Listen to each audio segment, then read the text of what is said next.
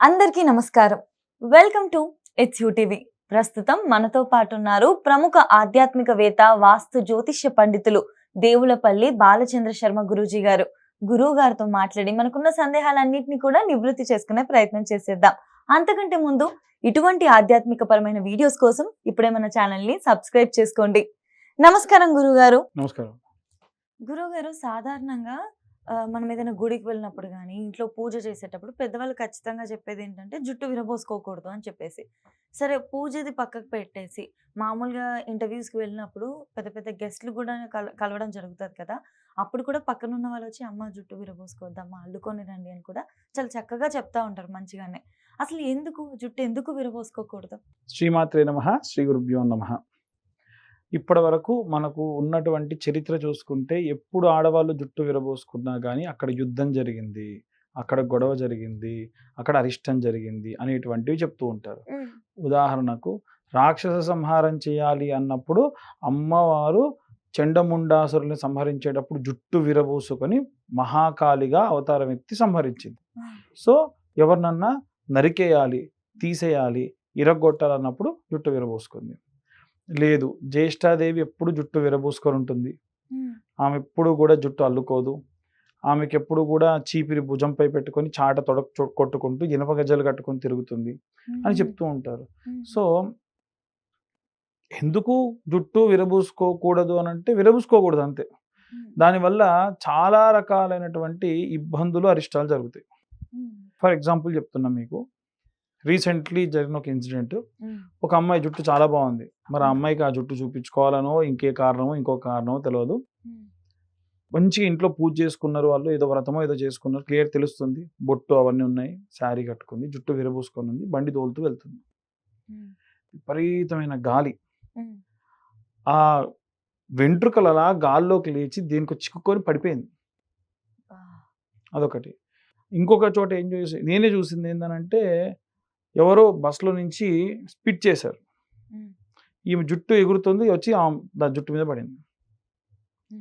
So అసలు జుట్టు అనేటువంటిది ఆడవాళ్ళకు సంబంధించి ముఖ్యంగా, మిమ్మల్ని ఎవరన్నా ఏదైనా ఇరిటేట్ చేయాలి, ఇబ్బంది పెట్టాలి, ఎనీ బ్లాక్ మ్యాజిక్, బాణామతి, చిల్లంగి చేయాలంటే మీ జుట్టు చాలు. మీ జుట్టు, మీరు నడుస్తున్నప్పుడు మీ కాళ్ళ కింద మట్టి ఇట్లాంటివి తీసుకొని మిమ్మల్ని ఇరిటేట్ చేయొచ్చు. ఇంకే ఎక్స్ట్రీమ్ చేస్తారని నేను చెప్పలేం, కానీ బాగా ఇరిటేట్ అయిపోయి పీస్ ఆఫ్ మైండ్ ఉండదు, ఫుడ్ సరిగ్గా తినరు, బక్కగైపోతారు, నిద్ర పట్టదు, ఇలాంటివన్నీ కూడా చేయొచ్చు వాళ్ళు.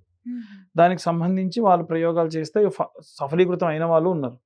అందుకనే ఆడవాళ్ళు సాయంత్రం 6:30, 7 దాటిన తర్వాతకి వీరైతే అసలు బయటికి వెళ్ళకూడదు. అది చౌరస్తాలోకి వెళ్ళకూడదు. ఆడవాళ్ళే కాదు, మగవాళ్ళు కాదు, ఎవరు కూడా గోర్లు కొరికి ఇలా వేసేయకూడదు. ఆ అలవాటు కనుక అంతే అయితే, ఎక్కడన్నా 4 కూడలి రోడ్లలో కనుక మీరు పొరపాటున తుంపేస్తే, మీరు ఎవరికో మంచిగా ఎక్స్పెరిమెంట్ కోసం మీరు ఇచ్చినట్లు లెక్క. అట్లా 4 కూడల్లో వేసేటప్పుడు ఏమవుతుందనంటే, ఎవరో దిష్టి తిప్పిని తీసుకొచ్చి అక్కడ వేశారు, అవి ఇవి అన్ని కలిపి ఎవడో ఎక్స్పెరిమెంట్ చేసుకోవడానికి సహాయం అవుతాయి అన్నమాట. చేయకూడదు. జుట్టు రాలిపోతుంది. ఎప్పుడైతే జుట్టు కట్టుకొని ఉంటారో అప్పుడు దృఢంగా ఉంటుంది జుట్టు. ఎప్పుడైతే వదిలేస్తారో కుర్ల దగ్గర నుంచి ప్రెషర్ అంతా కిందికి పడిపోయి, ఇప్పుడు అన్ని కలిసి కుర్ల ముడిని మొయ్యడం వేరు, ఒకటే వెంట్రుక ఒకటే దాన్ని మొయ్యడం వేరు కదా. ఎయిర్ వస్తున్న కొద్ది గట్టి గుంజి ఊడిపోయి పడిపోతుంది. దాని వలన మీకే అస్సలు మంచిది కాదు. ఇంకా కొంతమంది, మీరు అన్న ఇంటర్వ్యూలు కాదమ్మా, మామూలుగా దేవాలయాలకు వెళ్తారు. వెళ్ళినప్పుడు మనకు బలిపీఠాలు అని ఉంటాయి. ఎప్పుడైనా అబ్జర్వ్ చేస్తారా, ధ్వజస్తంభం ముందు ఇంత ఉంటది రాతి పీఠం ఒకటి, దానిపైన నైవేద్యాలు కూడా పెడతారు. 4 వైపులా, అన్ని వైపులా ఉంటే అన్ని వైపులా కూడా నైవేద్యాలు పెడుతూ ఉంటారు. దాన్ని బలిపీఠం అంటారు. బలిపీఠం ఎందుకుంది? ఊరుకున్న అరిష్టం తీసుకునేవి బలిపీఠాలు. హోమాలు చేసినప్పుడు బలి ప్రదానం అని చేస్తారు. ప్రాగ్భాగే యజమానస్యాః ప్రాగ్భాగే ఇంద్రం లోకపాలకాయాః సాంగం సాయుధం సవాహనం శక్తిపుత్ర పరివార సమేతం యజమానస్య సంరక్షకాయ అర్చకవాచక పరిరక్షకాయ యాగ సంరక్షకాయ క్షేత్ర సంరక్షకాయ ఇది బలి ప్రదానం సంప్రతతే నమోన్నమః అని చెప్పి అక్కడ ఇంత మినపప్పు, పెరుగు, సున్నము, పసుపు కలిపి అక్కడ వేస్తారు, లేదా అన్నం వండి వేస్తారు, లేదా గుమ్మడికాయలు వేస్తారు. అంటే మనం జంతు బలి చేయకుండా ఇచ్చేటువంటి ఒక బలి. గుమ్మడికాయ కొడితే ఒక 100 మేకలు కోసిన ప్రతిఫలం. ఆహా! ఆ బలి అక్కడ ఇస్తారు. సో అది ఏం చేస్తది, ఊరుకున్న అరిష్టం తీసుకోవడానికి సిద్ధమవుతది. మీరెళ్ళి ఏం చేస్తారు, బోర్లా పడుకొని దానికి దండం పెడతారు. అసలు దాన్ని తాకకూడదు. ఈ దండం పెట్టినప్పుడు కురులు పోయి పడ్డాయనుకోండి, 'అవతార్' సినిమాలో చూయించినట్టు దాని పవర్ మొత్తం మీరు తీసుకుంటున్నట్టు. నేను రెడీగా ఉన్న తీసుకోవడానికని తీసుకున్నట్టు. చేయకూడదు. అందుకని దేవాలయాలలో హోమాలు జరిగేటప్పుడు, దీపారాధనలు జరిగేటప్పుడు, ఈ బలిపీఠాలు ఉన్నప్పుడు జుట్టు విరబోసుకుంటే ఆడవాళ్ళకి చాలా ప్రమాదం. జుట్టు అంటుకుంటుంది, ప్రమాదకారి. మన పెద్దలు ఏది చెప్పినా ఒక విశేషం. అంతెందుకు, మీరు భారతంలో ద్రౌపదీదేవిని జుట్టు విరబూసుకొని తను రసజ్వర అయి ఉన్నప్పుడు తన కురులు పట్టుకొని ఏకవస్త్రంతో ఉన్న స్త్రీలను గుంజుకొని వచ్చాడనమాట. అప్పటి నుండి తన జుట్టు 3000. ఎవరైతే ఈ కౌరవులందరూ సంహరణ అవుతుందో అప్పటి వరకు నేను 1000 అని శపథం తీసుకుంది. అప్పటి వరకు 1000 జుట్టు అట్లా విరబూసుకొనే ఉంది. సో ఆ ఒక్కటి జుట్టు విరబూసుకుంటే 100 మంది కౌరవులు, వాళ్ళ సామంత రాజ్యాలు 1000 మంది చచ్చిపోయారు. అట్లా ఒక్కటని కాదు, చాలా. సీతాదేవిని కూడా రావణాసుడు అలాగే తీసుకెళ్ళాడు. తను కూడా అంతే, జుట్టు అట్లా కుర్రలని అలా నేలపై వేసుకొని చలి పెడితే సీతాదేవి జుట్టును కప్పుకొని పడుకునేది. అంత జుట్టు ఉండేది అమ్మవారికి. తను కూడా ఏకవస్త్రంతో ఉండేది అనమాట. తన శరీరాన్ని తను కాపాడుకునేది. అంత మంచి దృఢమైనటువంటి, మరి ఆమె రాని, ఆమె మిథిలా నగరానికి రాని, అంత బాగుండేది. అట్లా అంటే ఏమైంది అక్కడ, లంకలో ఉన్న ప్రజలు కూడా చచ్చిపోయారు. సో ఒక మనిషి అలా జుట్టు విరబూసుకుంటే ఆపోజిట్ సైడ్ వాళ్ళకి అంత అరిష్టం జరిగింది. వద్దు, జుట్టు విరబూసుకోకూడదు అని చెబుతూ ఉంటారు. కారణం అది.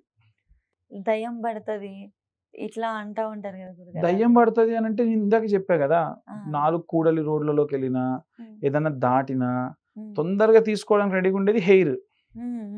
ఇప్పుడు ఎగ్జాంపుల్ చెప్తామా మీకు. పిల్లవాడు బాగా ఏడుస్తున్నాడు అనుకోండి, తల్లి ఏం చేస్తుంది అని అంటే జుట్టుతో దిష్టి తీస్తుంది. తీసి ఏం చేస్తుంది, కూడల్లో పడేస్తుంది. 4 కూడలు ఏదైతే ఉందో, అంటే చౌరస్తా ఏదైతే ఉందో చౌరస్తాలో పడేస్తుంది. లేదు, ఒక గుడ్డు తీసుకుంటే తను కళ్ళకు కాటుక పెట్టుకుంటుంది. పిల్లవాడు ఏడ్చి పడుకున్నాడు అనుకోండి, ఇక నెక్స్ట్ డే అట్లా చేయకుండా ఒక గుడ్డు తీసుకొని కళ్ళకు పెట్టుకున్న కాటుక తీసి గుడ్డుకు 2 కళ్ళు, ముక్కు, నోరు ఇట్లా గీస్తారు.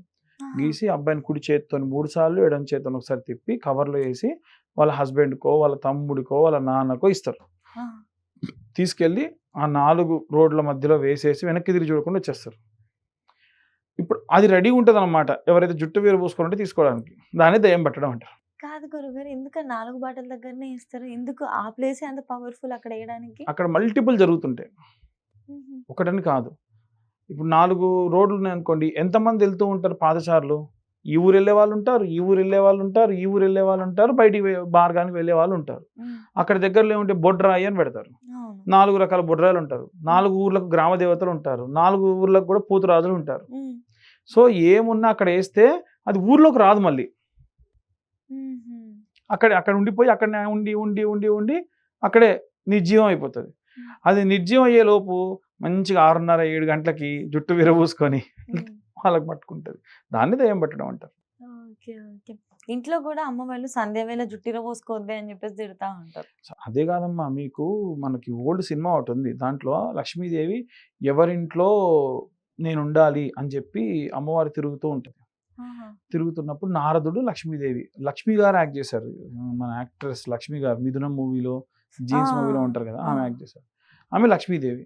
వచ్చి చూస్తుంటారు, చూడు నారద, సూర్యోదయం అయింది, భార్యడు పొద్దెక్కింది, ఇంకా ముసుగుదాన్ని పడుకున్నారు, ఈ ఇంట నేనెట్లా ఉంటా అని చెప్పి ఇంకొక ఇంటికి పోతుంది. ఇంకొక ఇంటికి పోతే లేచి ఆ పక్క బట్టలను అలాగే వదిలేసి వెళ్ళిపోతే, చూడు నారద, పడుకున్న బట్టలు కూడా వీళ్ళు పక్క బట్టలు కూడా మడత పెట్టట్లేదు, ఈ ఇంట్లో నేను ఇలా ఉంటా అని చెప్పేది. ఇంకొక ఇంటికి పోతే కూతుర్ని తిడుతుంటది, తిట్టి ఇంటి బయట కూర్చొని దూతుంటే ఎంట్రుకలు మొత్తం అక్కడికి పడుతుంటాయి. తినే అన్నంలో పడతాయి కదా ఇవి వచ్చి, ఈ ఇంట్లో నేను ఎలా ఉంటా నారద అని చెప్పి లక్ష్మీదేవి వెళ్ళిపోతుంది. ఏ ఇంట్లో అయితే శుభ్రంగా సూర్యోదయం కంటే ముందే నిద్ర లేచి స్నానం చేసిన తర్వాతకే మొత్తం ఊడ్చడం ఇవన్నీ కూడా చేస్తారు. చాలా మంది స్నానం చేయకముందు ఊడ్చడం, కాఫీలు పెట్టడం లాంటివి చేస్తారు. అస్సలు చేయకూడదు. స్నానం చెయ్యండి, చీపురు కూడా పట్టుకోకూడదు. లైటర్తో హోమం చేయడంతో సమానం అమ్మా. వెలిగించడం అంటే హోమం చేయడమే, స్నానం చేయకుండా హోమం చేస్తామా? కాబట్టి అలా చేయకూడదు అని చెప్పేసి అమ్మవారు ఒక ఇంట్లోకి వెళ్తే అక్కడ మంచిగా స్నానం చేసి జుట్టు విరబోసుకోకుండా టవల్ పెట్టుకొని, సినిమాలో కూడా మమ్మల్ని మనం ఎడ్యుకేట్ చేయడానికే ముగ్గేస్తూ ఉంటుంది. మంచి తులసి చెట్టు దగ్గర దీపం పెడుతుంది, ఈ ఇంట్లో నేను ఉంటా అంటది. సో లక్ష్మీదేవి ఎక్కడ ఉంటుంది? జుట్టు విరబోసుకోకుండా అట్లా ఈ చేష్టలు ఏవి చేయకుండా ఉన్న చోట నేను ఉంటా అని చెప్పి లక్ష్మీదేవి చెప్పి ఉంటుంది. లక్ష్మీ కటాక్షం ఉండాలని అంటే అందుకే పెద్దవాళ్ళు అందుకే అసుర సంధ్య వేళ కానీ ఉదయం పూట కానీ జుట్టు విరబోసుకొని బయటికి రాకూడదు, ఇంట్లో కూడా ఉండకూడదు అంటారు. వీలైనంత తొందరగా నీట్గా చేసుకొని దానికంటూ ఒక టైము ప్లేస్ ఉంటుంది, అప్పుడు చేసేయాలి అంటారు. కారణం అది. చక్కగా చెప్పారు గురువు గారు. ధన్యవాదాలు. ధన్యవాదాలు.